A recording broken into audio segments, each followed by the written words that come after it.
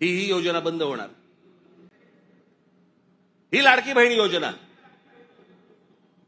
या लाडक्या बहीण योजनेची आता काहीतरी 2100 कोटी काहीतरी करणार म्हणे। 2100 कोटी केलं तर साधारणपणे वर्षाला महाराष्ट्र सरकारवरती 63,000 कोटीचं कर्ज होईल।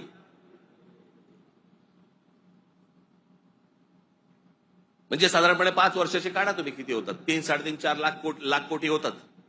हे फक्त वाटण्यात, ते वाटू शकत नाहीत, सरकारकडे पैसे नाहीत। ही योजना बंद होणार। अहो, कर्ज काढून दिवाळी साजरी करायला सांगितले कोणी?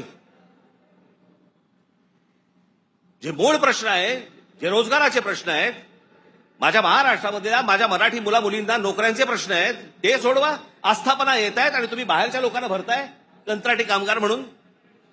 माझ्या महाराष्ट्रामधल्या मुलांना कळत नाहीये, मुलींना कळत नाहीये, कारण आम्ही गुंतवलेत कशात? आम्ही जातीत गुंतवलेत। मारामाऱ्या करा, डोकी फोडा, व्हॉट्सअपवरती जातीत शिव्या घाला, हे उद्योग आमचे सगळे सुरू आहेत। मूळ प्रश्नाकडे आहे कोणाचं लक्ष?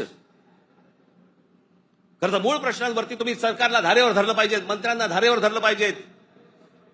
निवडणुकीच्या तोंडावरती ज्या ज्या प्रकारची तुम्हाला आश्वासनं दिली त्या गोष्टी तुम्ही विचारल्या पाहिजेत। पण मुळात आपलंच लक्ष जर समजा नसेल तर बाकीच्यांचं फावणारच आहे।